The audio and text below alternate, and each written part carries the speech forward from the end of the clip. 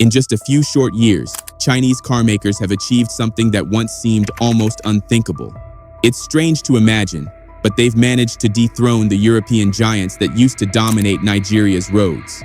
For decades, names like Mercedes-Benz, Volkswagen, Peugeot, and BMW weren't just cars. They were the gold standard. They symbolized wealth, class, and unwavering reliability. You'd see them in government fleets, cruising through city streets, parked in the driveways of business leaders, and lining the avenues of elite neighborhoods. European cars were more than vehicles. They were a statement. They represented success, prestige, and a sense of belonging in a fast-growing African nation. But then, almost without warning, the landscape began to shift.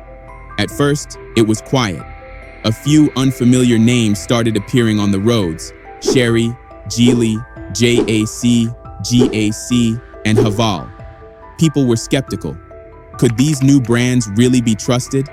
Were their cars tough enough to survive Nigeria's rugged roads and relentless heat? Could they match the quality and durability that European cars were known for? The doubts were real and entirely valid. Yet something unexpected happened. These Chinese cars didn't just survive, they thrived. They offered what the European brands couldn't: affordability without sacrificing too much on features. They were sleek, modern, fuel efficient, and, most importantly, priced within reach of Nigeria's growing middle class. What began as a quiet entry soon turned into a tidal wave. Chinese car makers started opening gleaming new showrooms across major cities. They partnered with local distributors and set up after-sales service centers, winning over hesitant buyers. They even tweaked their vehicles to handle Nigerian roads and fuel types. And suddenly, the dream began to change. Buyers who once longed for European badges were lining up to drive away in Chinese models. Fleet managers started making the switch. Taxi and ride-hailing companies began replacing their old cars. Even government contracts started shifting toward these newcomers. The road in Nigeria was changing, and China was behind the wheel. This wasn't just about selling cheaper cars. It was a full-blown strategic takeover. Chinese manufacturers cracked the Nigerian market in a way the Europeans never did. They understood that people wanted value. They knew Nigerians were looking for durable, easy-to-maintain vehicles with modern features, without having to mortgage their future. While European brands were fixated on preserving their premium image, the Chinese quietly slipped in, offered exactly what people were craving, and built trust from the ground up. So how did this automotive revolution unfold? And what lessons can be learned from it? Because this story isn't just about metal, wheels, and engines. It's a tale of perfect timing, sharp pricing, shifting global power dynamics, and a rising confidence in Chinese innovation. This is the automotive battle no one saw coming, and it's only just getting started. For decades, European and Japanese automakers treated Nigeria as a marketplace for their premium models. They believed only the wealthiest customers would pay for advanced engineering and luxury badges. So they rolled out vehicles packed with cutting-edge safety systems and plush interiors, but priced so high that they were far out of reach for most families. Chinese companies, though, saw something different. They recognized that millions of Nigerians were ready for modern, well-built cars, but needed them at prices that fit tighter budgets. And instead of assuming local drivers would settle for bare-bones vehicles, the Chinese went further. They designed cars that combined sought-after comfort and technology: panoramic sunroofs, digital dashboards, multiple cameras, yet sold them for half the price of European and Japanese rivals. By focusing on value rather than status alone, these new players captured attention and sales in a way the established brands had never imagined. The roads of Nigeria, and perhaps all of Africa, will never be the same again. The price gap is nothing short of eye-opening. A mid-range German SUV, fitted with leather seats and a premium sound system, can easily top 14 million naira. But a comparably equipped Chinese-made model? It might cost as little as 7 million naira, slashing the price in half without cutting corners on engine power or interior quality. For buyers who once spent years saving just to afford a basic compact car, the game has completely changed. Now, they're able to drive home in vehicles loaded with smart tech, comfort features, and advanced safety assists. At first, there were doubts. Could these Chinese models really survive Nigeria's punishing roads? Would they fall apart the moment they hit a pothole or dusty highway? But those concerns have mostly faded away. Repair shops are reporting only routine maintenance, nothing catastrophic. And word travels fast in Nigeria. Word of mouth has become the Chinese brand's most powerful advertisement. Showroom floors that used to be reserved for familiar European or Japanese badges are now lined with rows of Chinese alternatives, each one promising more value, more features, and a price tag that leaves the competition scrambling to catch up. A quiet revolution is happening on Nigeria's roads, and it's transforming what people thought possible.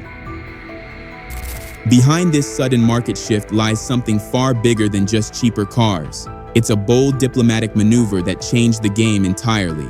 In early 2025, China stunned the world by lifting all import duties on goods from 53 African nations. On the surface, it looked like a gift, a move to help African exporters flood Chinese markets with agricultural products and manufactured goods. It seemed like Africa was finally getting a break. But beneath that generous gesture was a calculated strategy. By wiping out its own import barriers, China made it politically impossible for any African government to turn around and slap tariffs on Chinese goods, especially cars. Nigeria, for example, had been seriously debating raising duties to protect its local auto industry. But after China removed its barriers, any move to tax Chinese vehicles suddenly seemed ungrateful and potentially self-defeating. This single decision rewrote the rules of trade almost overnight.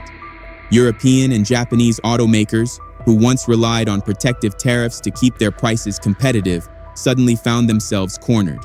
They lost their usual levers of price protection, while Chinese brands marched in offering low-cost, feature-rich vehicles. Faced with the diplomatic weight of free access to the Chinese market, global competitors were boxed in, forced into costly renegotiations, and left scrambling to keep up. China wasn't just selling cars. It was executing a masterstroke of economic diplomacy, and it left the entire automotive world reeling. While global automotive giants were still scrambling to understand the new rules of trade, Chinese automakers launched a different kind of offensive, a grassroots tactic that changed the game entirely. Instead of relying solely on shipping fully built cars from overseas, they focused on local assembly. They invested in setting up assembly plants right on Nigerian soil. Take, for instance, the GSC facility, which recently celebrated its 20,000th locally assembled vehicle. The process is clever and efficient. Vehicle parts arrive packed in shipping containers, and skilled Nigerian technicians piece them together, transforming crates of components into finished cars designed specifically for local conditions. And this local presence delivers 5 powerful advantages. First, it creates thousands of direct and indirect jobs, putting wages into the hands of Nigerian workers and fueling local economies. Second, it slashes import fees on fully built vehicles, leading to lower prices for consumers. Third, it allows for smart design tweaks, like stronger suspensions for rugged roads and improved air filters to handle dusty environments. Fourth, it speeds up how quickly manufacturers can respond to customer demands. New features or updates can hit Nigerian showrooms in months, not years. But perhaps the most important advantage of all is loyalty. Families who work in these factories and communities benefiting from the investments feel a personal stake in the success of these brands. For them, these cars aren't just foreign imports anymore. They're a part of Nigeria's own industrial story. And that sense of ownership might be the most powerful engine driving this automotive revolution forward. The established automakers missed the local assembly lesson entirely. Toyota, Volkswagen, BMW, and Mercedes continued exporting finished models from their home factories, keeping profit margins high but treating Nigeria as an afterthought rather than a strategic market. Meanwhile, Chinese companies quietly forged ties with regional authorities, arranged community outreach programs, and tailored financing options for first-time buyers. By the time global giants realized the importance of assembly and localized partnerships, Chinese brands had already won hearts and showroom space. Consider the experience of a young professional in Abuja or Port Harcourt. After saving for years, this buyer visits 2 dealerships. At the first, A compact hatchback from a well-known Japanese brand comes with manual windows and a basic audio system for 20 million naira. At the second, a Chinese crossover appears with touchscreen controls, adjustable lumbar seats, and an advanced safety package for just 11 million naira. The choice becomes obvious. Why pay nearly double for fewer features?